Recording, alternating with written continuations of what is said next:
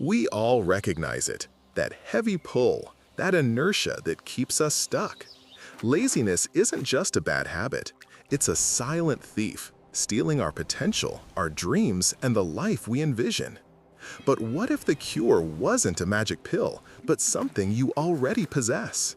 Today, we uncover the astonishing truth behind breaking free from its grip, through of a young man whose life was derailed by inaction, only to be dramatically transformed by one profound realization.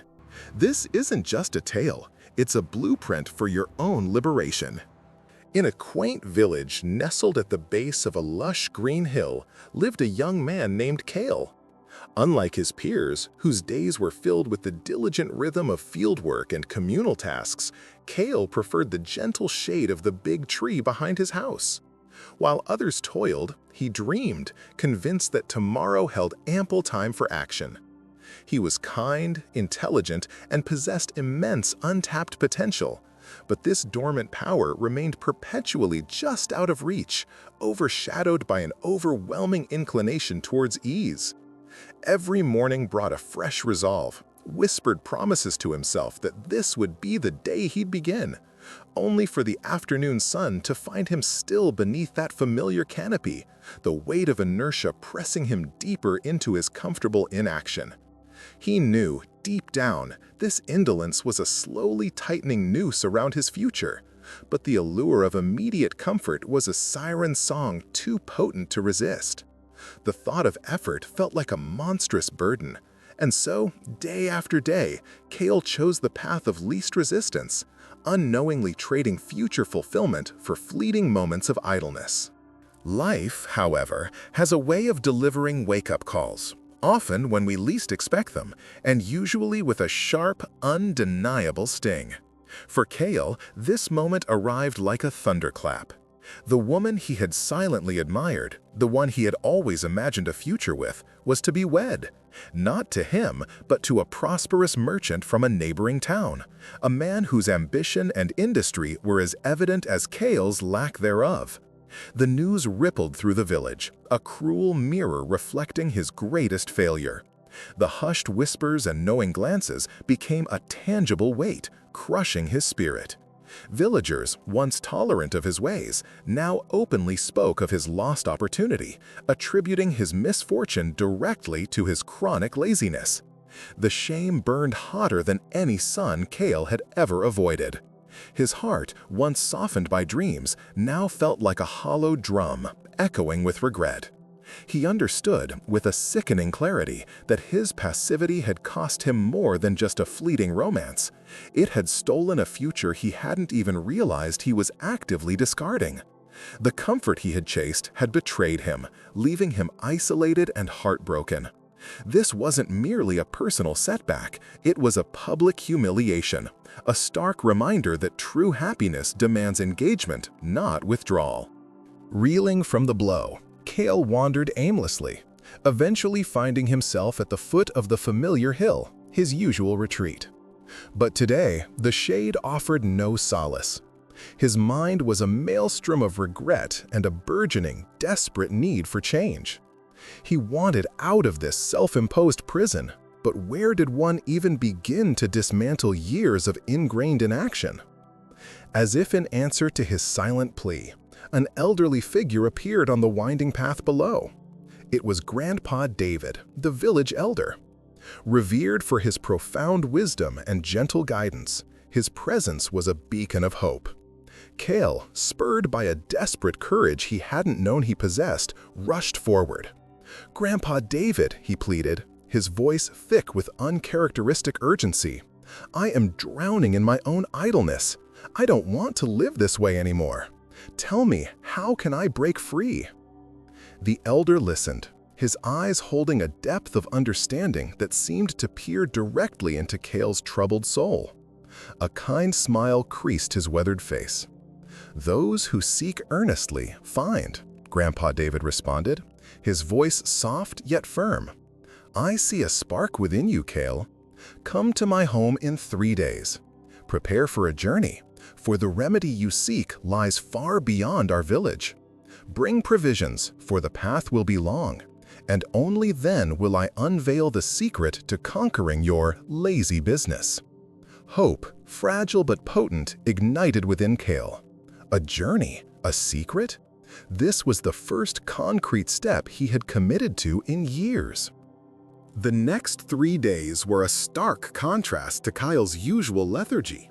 He moved with a new purpose, gathering food, a sturdy water skin, and what little money he possessed.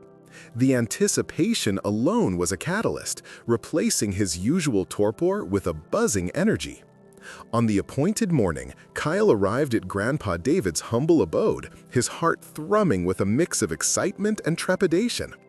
The elder greeted him, his eyes twinkling with an almost mischievous light.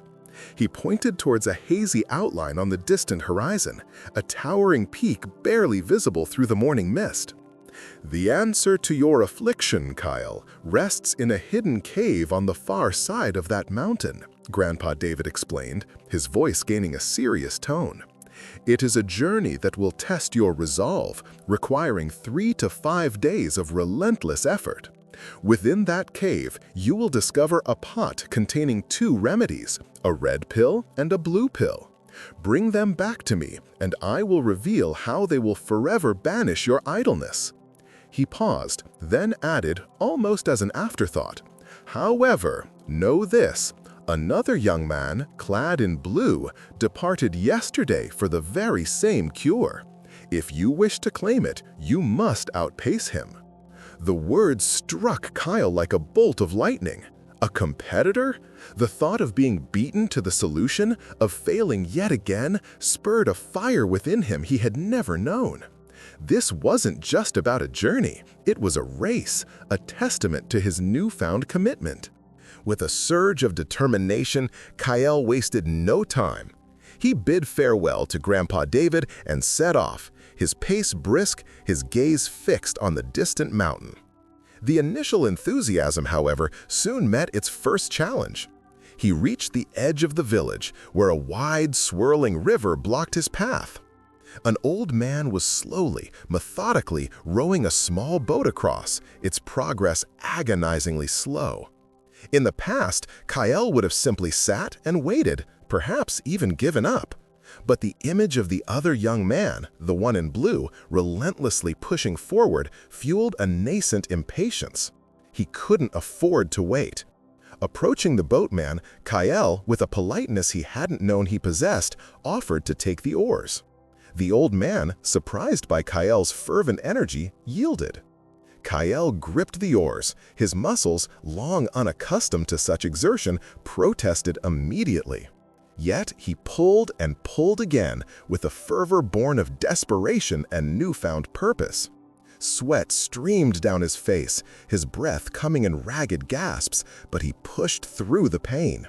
The boat sliced through the water, propelled by a will Kyle hadn't realized he possessed.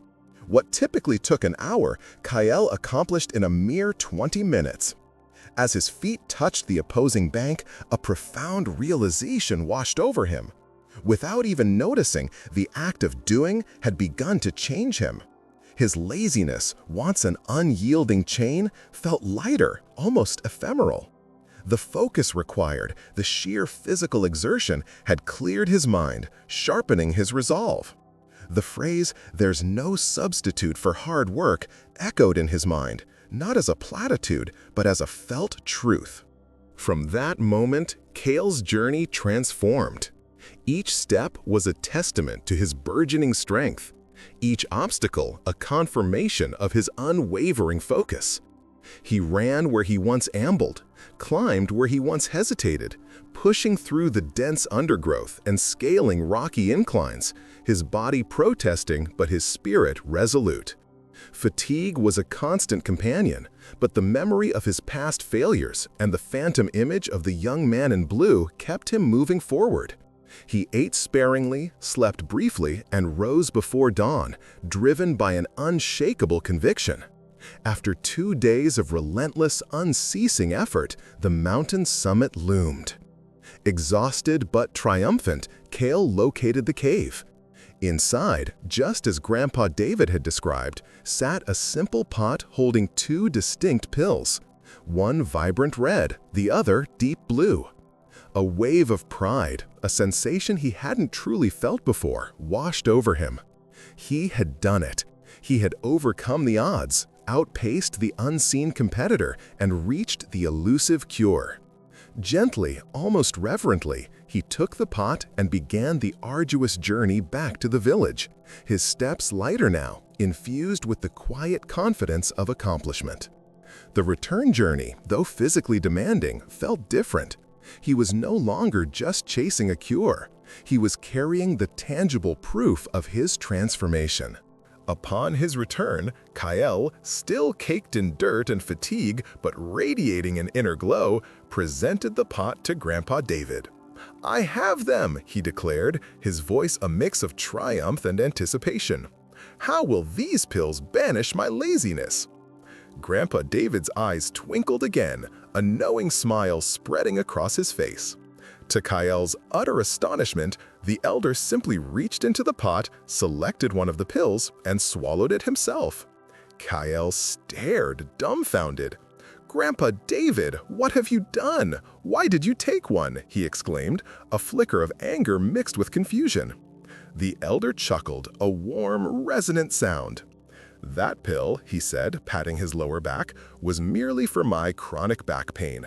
The true cure for your lazy business, Kale, is something you've already discovered, something far more potent than any concoction in that pot."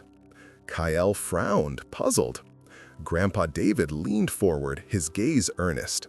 "Think, my boy. What did you do on this journey? You embraced hardship. You pushed past your physical limits. You crossed the river when you could have waited. You climbed the mountain when your body screamed for rest.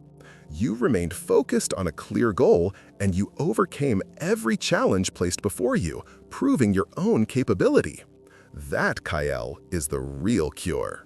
Kale stood in stunned silence, reflecting on Grandpa David's words.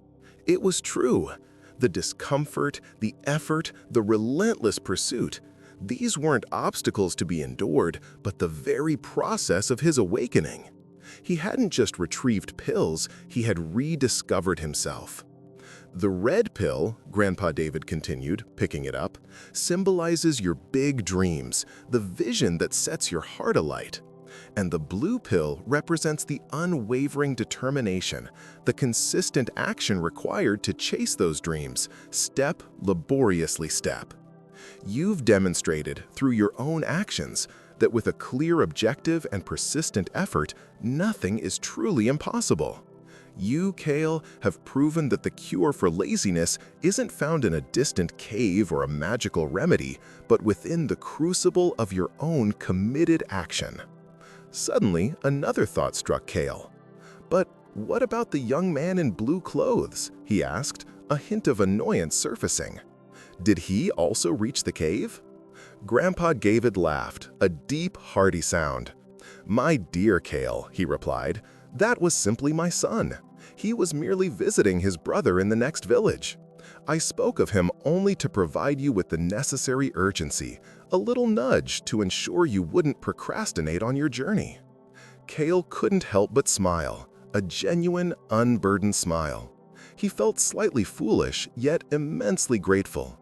The deception, far from being offensive, had been the very spark he needed. From that day forward, Kale was a transformed man. The habit of indolence, once a heavy cloak, had been shed, replaced by a vibrant garment of purpose.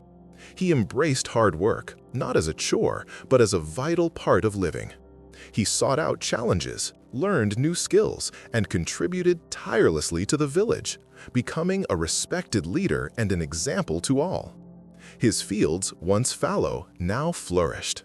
His reputation, once shadowed by whispers, now shone with the brilliance of perseverance. He understood that the greatest strength lies not in avoiding difficulty, but in confronting it head-on, step by consistent step. The love he had lost became a distant memory, replaced by a profound self-respect and the quiet joy of a life lived fully, actively, and with intent.